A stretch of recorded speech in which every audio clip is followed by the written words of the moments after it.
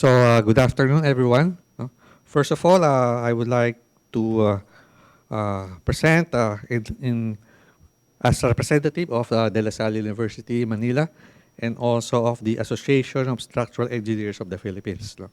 As you all know, the ASEP of the Philippines and ENCRI of Taipei, we have a very close relationship, more than 20 years. I remember when we organized the Asia Conference on Earthquake Engineering. So ENCRI and ASEP actually have a common enemy. They agree on the common enemy, the big one. That is a big earthquakes, actually. So let me introduce, as you all know, the Philippines has been visited by more frequent and damaging earthquakes.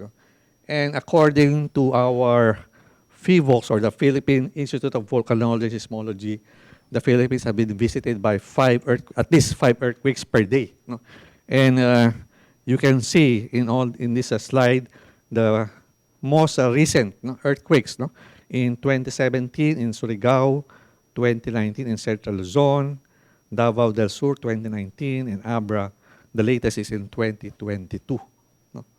So as a result, basically the country or Metro Manila in particular are, let's say, not excited really, but rather afraid of this big one. Are we ready for the big one? This is the simulation conducted by PHIVOLCS, and these are the expected damages if a big earthquake of magnitude of 7.2 will be generated at the West Valley Fault Zone, which is in Metro Manila. So are we ready for the big one? My answer is no. So to increase awareness and preparedness to earthquakes, actually, one of the key is we must learn to, many of you are researchers, but also educators, and we must also prepare our students or future civil engineers and structural engineers to understand the impact of earthquakes to infrastructures and to the community. Based on my research, I don't know if this is updated, that earthquake engineering as a course is not really a required course in the undergraduate courses, specifically, let's say, in the United States and other countries. It is actually, earthquake engineering just only incorporated in the design courses in structural engineering. I don't know with Taiwan.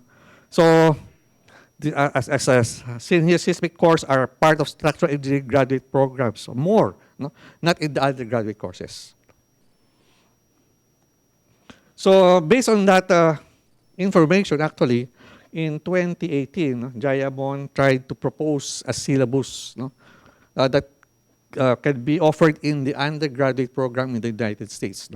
And these are the basic components of the course, which when I compared it with my course, which I have been teaching since 1999, which is almost the same as what I have been teaching in 1999. Basic components of my earthquake engineering course for the undergraduate course program, basically introduction to earthquakes and disasters, wherein basic concepts on seismology are introduced. Seismic hazards and vulnerability, where hazard assessment is and tools are introduced also. Of course, very basic, to understand earthquake engineering, you must have a basic concepts on structural dynamics. And finally, earthquake resistant design, wherein code-based design and specifications are introduced to the students. Now, with this, in the graduate program, there are more specialized courses in the graduate program.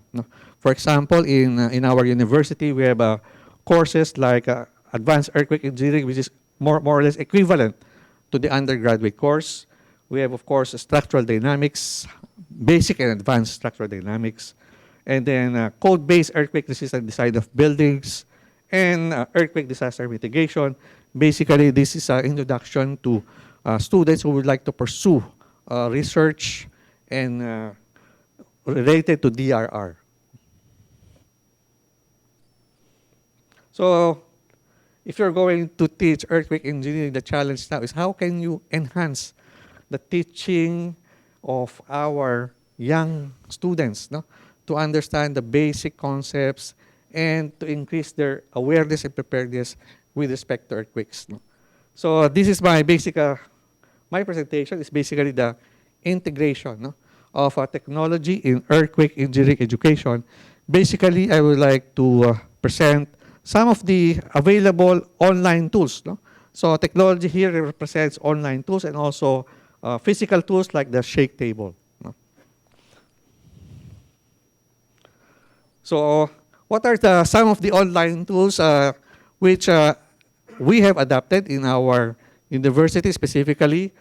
These are the following. I will give a brief description later on. Audience response application, Feebox tools, the peer database, the Sismo signal, the Stera 3D software, the FEMA online resources, and of course, videos. And those are the specific applications of these available online tools. When pandemic, of course, started, we have been forced, no, basically to use our online learning management system. Of course, probably everybody is familiar with the Canvas as an LMS system, and of course the Zoom for our online lectures. No, so using those tools, we can deliver our earthquake engineering teaching to our students either online or also even face to face. So with respect to the audience response application, no, one of the interesting application, a very basic application, is for you to engage students. And one of the tools that you can use is these tools like the Slido or the Mentimeter. No? Usually when I start a lecture, I present a survey, no, of basic concepts before explaining it to determine the knowledge of our students with respect to specific concepts. For example, if I make a survey here now, and I ask you to answer that question, what is a potentially damaging physical event or phenomenon that may cause the loss of life or injury, property, damage, social and economic disruption, or environmental degradation? Those who would like to answer A, risk, can you raise your hand? Nobody? What about B, disaster? Anybody who would like to answer disaster for letter B? Nobody? What about C, a hazard? 1, 2, 3, 4? 4 only? 5? Letter D, vulnerability. Maybe the others, they don't know the answer. Why are you not answering this basic question? You know? So when I make this survey, there are various answers, which means that even professionals, when I deliver this lecture, professionals even do not understand basic concepts on disaster risk reduction. And you are all earthquake engineers, and yet you are hesitant to answer a very basic question on DRR. Why so? So another tool, of course, are videos, no? Which some of them are already available in YouTube. No? Now, before YouTube was even popular, if I remember correctly, 2000 or something like that, I already tried to develop some, I call it a photo video. No? So I scanned some photos, no? Available photos from textbooks, etc., and use the PowerPoint, and then add music to that PowerPoint with some text, and then develop this 4 photo video presentations, which I use in our classroom and also in various seminars. No? Of course, these are now, let's say, ancient if you compare it with YouTube and TikTok and other advanced video presentations. No? But still, I think these are still a useful presentations that I have been using in my class. You can actually access these videos online also. So using the photo videos or YouTube videos, you can present them in class. And in my case, after presenting them in class, I require students to do some specific assignments, like, for example, additional research. Try to do a research on a specific earthquake, determine the lessons learned from that earthquakes. And these are some examples of the outputs of the students. Basically, they try to design a poster. A poster, this one is a Sichuan earthquake, and then this one is the earthquake in 2013 in the Bohol, Philippines. So by doing internet research, students learn on the impacts of earthquakes, and they learn lessons also from those past earthquakes. Now, another set of tools, these are called the PHIVOLCS tools. The Philippine Institute of Volcanology and Seismology has a website that provides information related specifically to volcanoes and earthquakes. And let me give you some of these tools. The first tool is called the Fault Finder. This application helps you to determine the shortest distance between an active fault and a specific site. So there is an internet-based application, and there's also a mobile application. So what you do is simply click the specific site that you want to assess, and then automatically the fault finder will give you the shortest distance. For example, this is in Quezon City. The fault is about 5.4 kilometers with respect to the West Valley Fault. This is the Bicol Airport, and based on the fault finder, it is very near, 2.7 kilometers, the nearest fault. Now, why is the distance to the fault very important? Because in the computation of seismic loads, one of the parameters that we need to know is the distance. And we shown in this table are a table wherein the distance of the fault is a parameter in determining the coefficients for determining the seismic loads. The nearer you are, of course, to the fault, the higher will be the coefficient. Another tool from PHIVOLCS is called the Hazard Hunter. This is more one-stop shop. It's mentioned one-stop shop assessment for seismic, volcanic, and hydrometeorological hazards. So basically, this again, you specify the site. For example, this particular portion, this is the Malacanang Palace. This is the office of the President of the Philippines. And based on PHIVOLCS, what are the hazards that this building expect?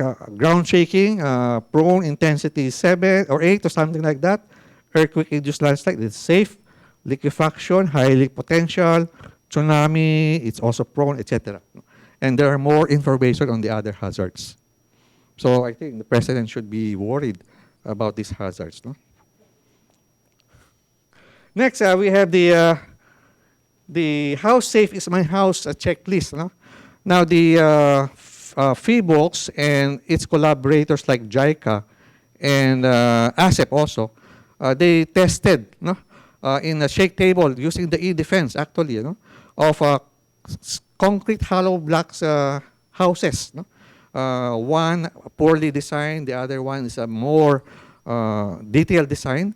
And based on that experience, they tried to propose a checklist, a checklist wherein the owners can assess the safety, in quotation, of their houses built with the concrete hollow block.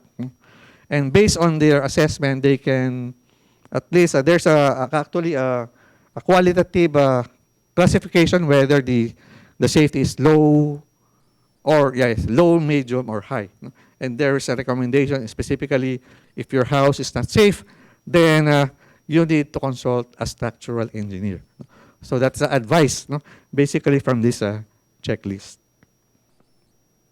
So examples of student exercises which you can incorporate in your classes are, for example, using the data from PHIVOLCS of a specific earthquake. PHIVOLCS provides you intensities. You can provide an information to students like descriptions of the effect of an earthquake, and they can develop this map, no? And they can identify the epicenter of that particular earthquake. Again, the fault finder is, of course, used for determining the shortest distance, and of course, this is the how safe is my house. So I asked them to, can you assess the using fault finder and using hazard hunter and using the how safe is my house? Can you assess or apply it in your particular residence or house? So from there, they become aware, and probably some of them they will prepare, no? Or advise their parents to do something if their house are unsafe or not. No. Okay, another application or tool, online tool, is of course a very rich database from peer. No?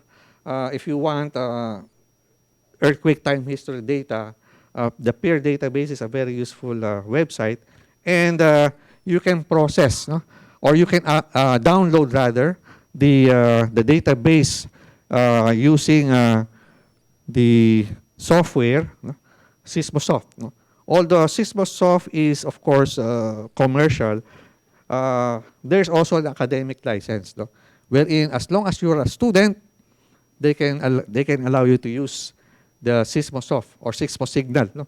And then you can download the time history data, and if you have the time history data, you can use already your Excel to apply that data in whatever purpose you are assigned to. For example, this is an exercise for the students wherein they downloaded a specific time history earthquake, apply it in, let's say, a single degree of freedom system, determine the response spectra, or even apply numerical analysis to determine the maximum response of that particular structure, no? Under the specific ground shaking. So these are simple exercises which students can use, no, when analyzing earthquake data. Another application, this is called the Stera 3D. No? Now, I use this software because it is free.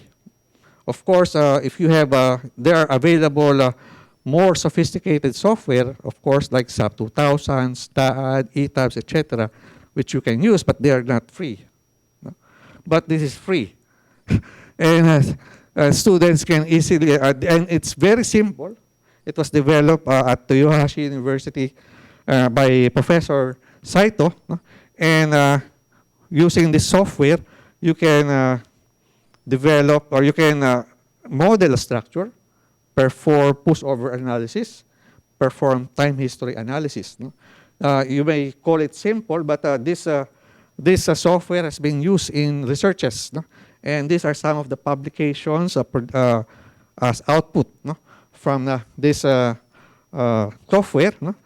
Including papers presented in the WCEE. So in my case, the software was used, and I asked some students, these are some of the possible outputs that you can determine from this Stera 3D software. No?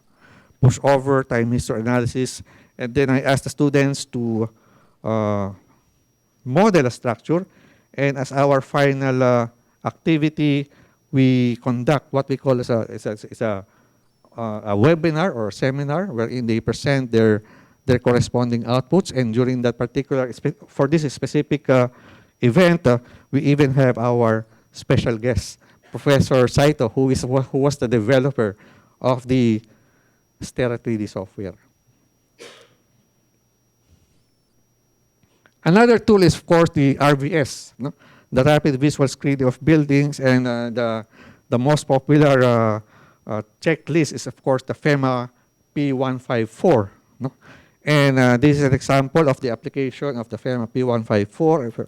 Again, you can ask your students, okay, can you use the FEMA P154 for a specific building, essential building, it can be a hospital or whatever, and apply this checklist.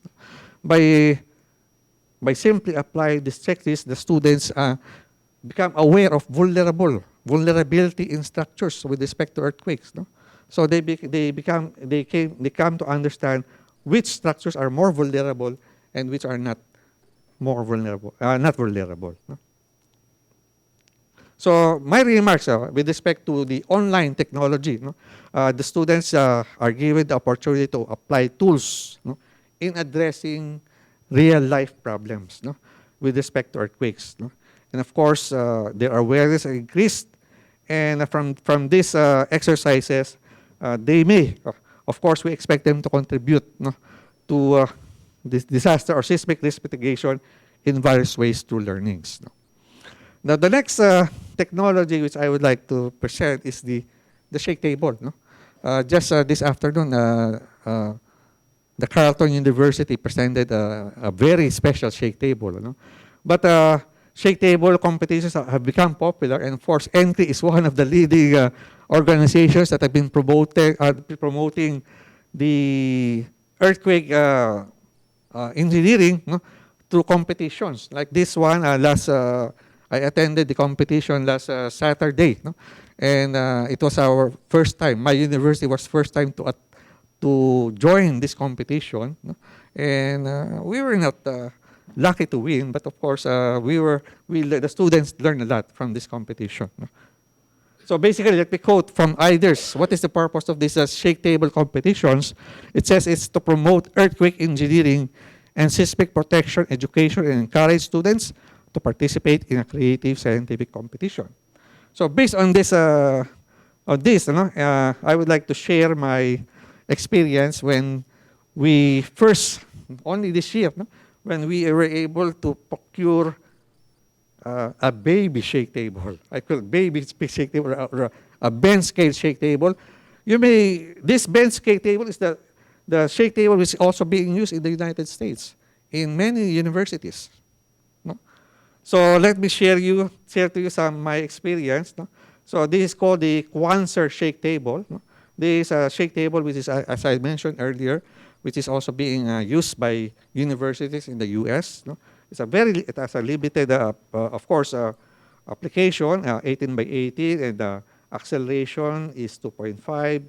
The load is only 7.5 kilograms. So using this shake table, these are the limited to 6 types of signals, signs, function, and other earthquakes. You can input, no, various earthquakes. No? And what we did is I tried to challenge the students, no, for similar to the IDERS competition, the Shake the Tower challenge. You know? So because of the limited capacity of this shake table, of course we have to limit you have to specify the materials and the configuration, basically. You know? So the students design their own towers, and what I did is I proposed that there will be different levels. No? The weights are varied, increasing from 385 to 1,300 grams, and then the frequencies are also varied. No? Frequency from 3 to 1 are varied. No? So these are the 5 towers designed by the students from the 5 groups. And of course, these are the students after the testing. The smiles probably are related to the level that they have reached. No? And let me just show you the testing very quickly. No? So these are the different levels, level 1, and then let me advance. So the weights are there are additional weights, and the frequency is also added, you know, as you can see. And then this one, and try to observe, you know, the amount of sway, you know, and also the shaking of the table. You know. Okay, this is now a very slow motion of the table with a big mass, and this very fast. No? And you can see the sway is less. No? How come? No? So the students try to understand how come. No? So And this time, I think this is the failure. Okay, so what are the learnings from this shake table test, basically? No? So you can see here, no? Observation at the earlier rounds, the shaking is large at higher frequency, no?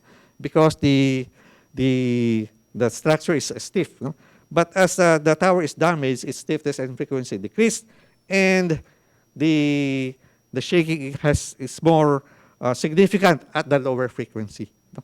And based on that, they become to understand the concept of structural dynamics. No? So what are the learnings from this shake table test? Of course, they come to understand the difference between static problem and a dynamic problem. They come to understand the basic, it's difficult actually to explain this equation, but if they can see from a shake table test, the parameters, the mass, the K, the relationship between those parameters, they come to understand the concept, the behavior of structures with respect to those parameters. No? And of course, you can also introduce now the concept of resonance. No? And you can, as you can see here, a building of a Mexico earthquake has shown that some buildings were damaged, more damaged than the others, no? Because of the concept of resonance. No? And of course, the effect of soil, no? With respect to ground shaking. So these are the lessons shared by the students, no? Feedback from the students on their experience, no? On this very simple shake the tower challenge. Okay, let me skip that. Now, just give you a brief preview that what are the current trends in earthquake engineering education. No? In the United States, as I mentioned earlier, they are just also using the shake table in their classroom. For example, Washington University. They are using the same table as what we have been using in our university. As a matter of fact, they have developed also a consortium. No? There's a consortium of UCIS of instructor shake tables, where it consists of 23 universities using the same shake table, and they develop exercises shared among those universities, no? To enhance the teaching of engineering, earthquake engineering course in the undergraduate level. Okay, and then this one is the shake table that they've been using, the same as ours. And not only in undergraduate, even in the STEM, high school, no? They've already been introducing some of these tools, and you don't need an electronic shake table. You can even develop your own hand-powered shaking table. This is for the high school or senior high school students. No? And these are some examples of models developed in the STEM students. They even use sugar cubes to simulate masonry. No? And okay, these are comparison between a fixed and base isolated system. And this is one example wherein when online classes were conducted in the US due to the pandemic, what they did is they provided a $60 mail home engineering kit wherein each student design or used that kit, and they installed the shake table, and they did it at home. So individual shake table testing by each student online. Of course, there are some discussions on their experience with respect to this platform. So remarks on the shake table. The shake table exercise provided an opportunity for students to observe the performance of model towers under ground shaking. No? And finally, let me just give you the conclusions. The integration of technology, no? Both online and hands-on exercises into earthquake engineering education has emerged as a new direction in the design of courses related to earthquakes in universities to enhance learning outcomes, to promote experiential learning, and increase awareness and bolster preparedness. Now, the classroom, whether on-site or face-to-face, take note, it's the teacher that makes the difference. It's not the classroom. However, no matter how good you are as a teacher, there is a limitation. The capacity to learn is a gift. The ability to learn is a skill. The willingness to learn is a choice. It's the choice of the students if they want to learn really about earthquake engineering. Thank you very much.